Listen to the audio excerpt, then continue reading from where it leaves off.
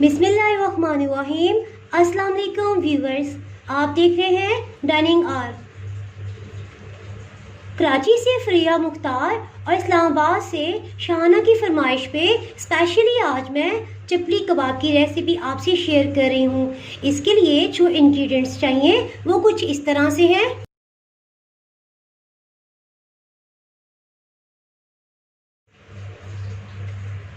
चपली कबाब बनाने के लिए चिकन का कीमा जो है ये बारीक पिसवा लिया है। और इसको अगर आप चिकन शॉप से बनवा रहे हैं तो उनको कहिएगा कि वो बारीक छलनी लगाकर और इसको 2 दफ़ा मशीन से निकाल के दें। और अगर आप इसमें चॉपर में पीस रहे हैं तो इसको बारीक पिसवा लें। ये तकरीबन 1 किलो या 2 पाउंड के आसपास है इसका वज़न। और कीमे को धो के छलनी में इतनी देर रखें कि कीमे में से पानी निकलना बंद हो जाए। जब पानी टोटली ड्राई हो जाएगा तो तभी कीमे से सही तरह से कबाब बन सकेंगे। 1 टेबलस्पून जो है वो लहसुन और इसी तरह 1 टेबलस्पून अदरक इसको पीस लिया है। और 2 हरी मिर्च जो है ये तकरीबन 1 टेबलस्पून भर के चॉप कर ली है। और इसमें जो अनारदाना है ये 3 टेबलस्पून इसको मोटा कूट लिया है। और प्याज जो है इसमें 5 टेबलस्पून हम यूज़ कर रहे हैं, ये भी ऑमलेट की तरह बारीक चॉप किए हुए हैं। और टमाटर जो है ये 3 छोटे साइज़ के हमने लिए हैं और इसका छिलका उतार कर इसे भी चॉप कर लिया है। मकई का आटा जो है ये 5 टेबलस्पून भर के लिए है। और इसी तरह बेसन जो है इसमें 3 टेबलस्पून इस्तेमाल कर रहे हैं। ये बाइंडिंग का काम करेगा और जिस भी शेप में आप बनाएंगे इंशाल्लाह ये कभी भी नहीं टूटेंगे। और 1 अंडा जो है इसमें जाएगा। और इसमें जो मसाला जात इस्तेमाल हो रहे हैं उनकी क्वांटिटी कुछ इस तरह से है। अधकुटा धनिया जो है ये 2 टेबलस्पून भर के लिए है। नमक जो है ये लेवल करके 1 टेबलस्पून इसमें जाएगा। और अधकुटी जो ये सुर्ख मिर्च है या चिली फ्लेक्स ये 1 टेबलस्पून भर के जाएंगे। और ज़ीरा, सफ़ेद ज़ीरा जो है ये 1 टेबलस्पून इसमें इस्तेमाल होगा। और खुश्क सब्ज़ धनिया जो है वो 4 टेबलस्पून लिए हैं। चपली कबाब बनाने के लिए सबसे पहले इसमें वेजिटेबल्स और इसमें जो है मकई का आटा और बेसन का आटा हम डालेंगे। सब मसाला जात भी शामिल कर देंगे,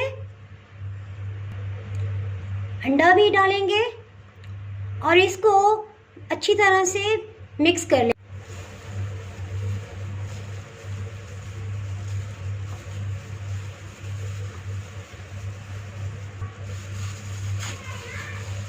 इसको इतना मिक्स किया है कि ये सारे मसाला जात, वेजिटेबल्स वगैरह सब बहुत अच्छे से यकजान हो गए हैं।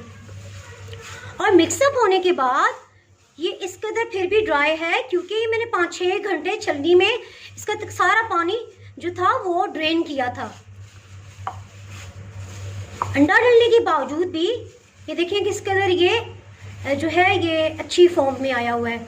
इसमें ड्राइनेस भी है, लेकिन जब हम इसे फ्राई करेंगे तो ये वेजिटेबल्स और टमाटर इन सब चीज़ों की वजह से बहुत जूसी और ज़बरदस्त टेस्ट होगा इंशाल्लाह ताला। हाथों को ऑयल से ग्रीस कर लेंगे।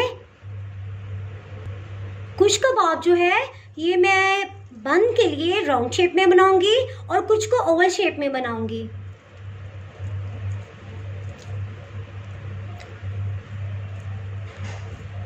इसको राउंड शेप में बनाएंगे।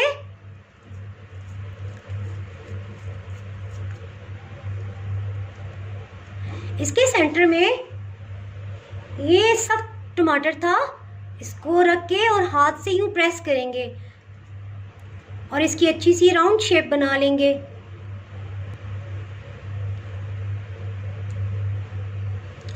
ये राउंड शेप में बना लिया है और कुछ को ओवल शेप में बना लेंगे।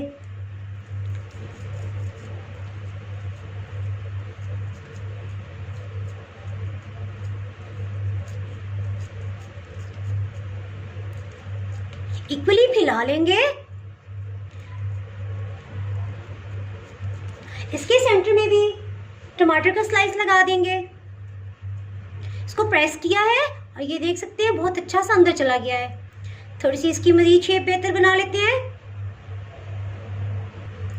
इसी तरह सब चपली कबाब को बना लेंगे। सब कबाब को शेप दे दी है। अब चपली कबाब को स्लो हीट पे शैलो फ्राई करेंगे। एक तवे पे हाफ कप जो है कुकिंग ऑयल डाला है और हीट जो है ये स्लो पे है।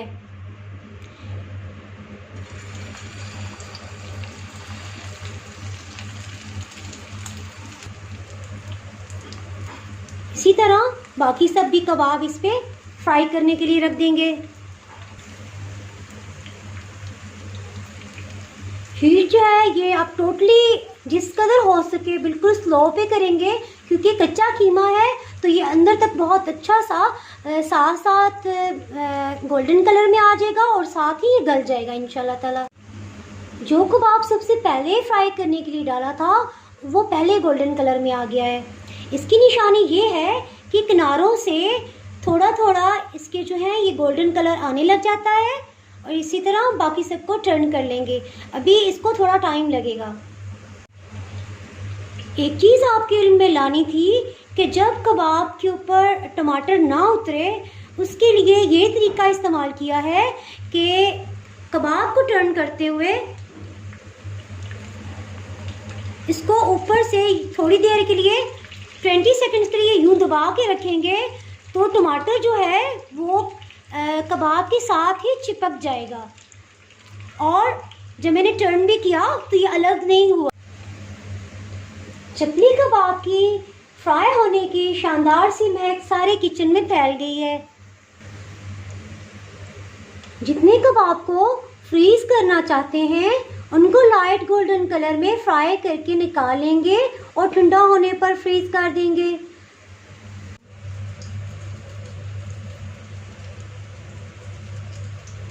यूं लाइन ड्रा कर लेंगे।